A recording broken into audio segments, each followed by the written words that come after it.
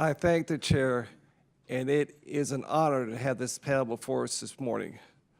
I went to Rice University. As you mentioned, Dr. Stefan, John F. Kennedy made the great speech there on September 12th of 1962, committing this country to go to the moon before the decade ended, and we did that, as you said, in less than 8 years. Miraculous. I moved to Lake Forest, right there at Kirby and NASA Road 1 in 1972. I was there for Apollo 17's homecoming, the last moon flight we've had since that time. I was there for the 70s and saw the no real mission, Skylab, a great success. Remember when she deployed, we tore off the solar panel, tore off the heat shield, so we had to make it habitable and get power there. We did that. And then we started flying the space shuttle and built the space station. And as you guys have mentioned earlier, that space station has been occupied now for over 20 years straight by human beings. I'd like to just recognize Dr. Whitson for what she's done. I mean, she's a true hero to all Americans, especially young women. I could spend all my time gushing about your compliments, but I'll stick with the big one.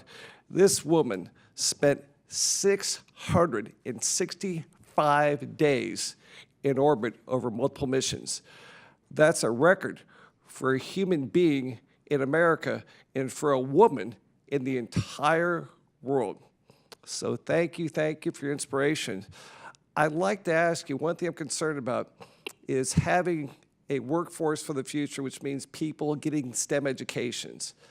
Dr. Whitson, how can you help us promote women getting that STEM education and being the next Dr. Whitson?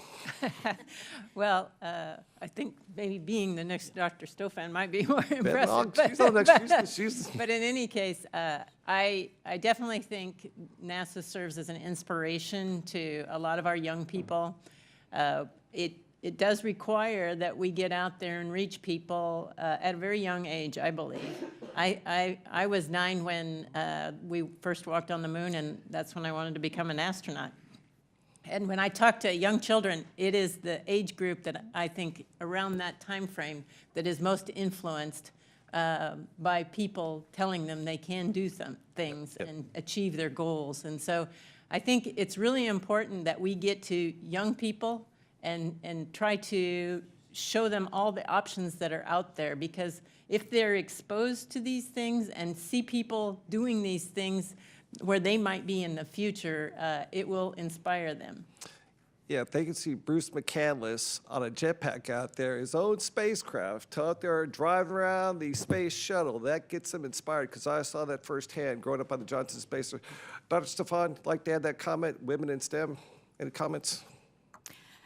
I think, you know, Marian Wright Edelman said, if you can't see it, you can't be it. And so I think it's critically important that we get role models like Peggy out there as much. We try to tell all the stories in our museum. It's one of our goals for renovating the National Air and Space Museum, to make sure we tell all the stories. And I just think it's critically important that we show girls that they can be not just pilots and astronauts, but also someone who's building airplanes, someone who's repairing aircraft, someone who's building spacecraft. They can do anything. Let's just talk about the moon mission. In my humble opinion, I think that's the right mission for us. It was canceled by the Obama administration, Constellation. I thought that was a mistake, but Mr. Trump has it coming back. I've heard from experts, if we're going to Mars to train for that, we should probably train at the moon in terms of gravity. You know, Mars has 1/3 of our gravity, the moon has 1/6. The pool there in Houston is great, but it's not actually training there. Also, we talked about the space station debris. Hey, how about a space station on the moon? No debris issues. And so, Dr. Whitson, how do you think going to the moon helps us with here on Earth, the space station transition, and going to Mars and beyond? Well, I think one of the most important aspects of our future research is actually trying to understand how we can utilize the resources either on the moon or on Mars in order to... Water. Yeah, water being a prime one.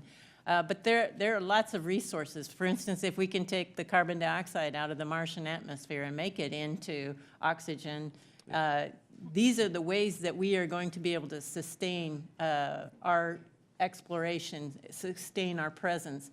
And all of it is a building block to get to where we want to be, which is Mars for at least 2020 or 33, and you know, and beyond. So I really believe that. Well, thank you. I'll close by saying, if you ever have a program like taking members of Congress into space, like Jake Garner, Bill Nelson, I'm number one in the line. Thank you very much. Dr. Barra. Thank you, Madam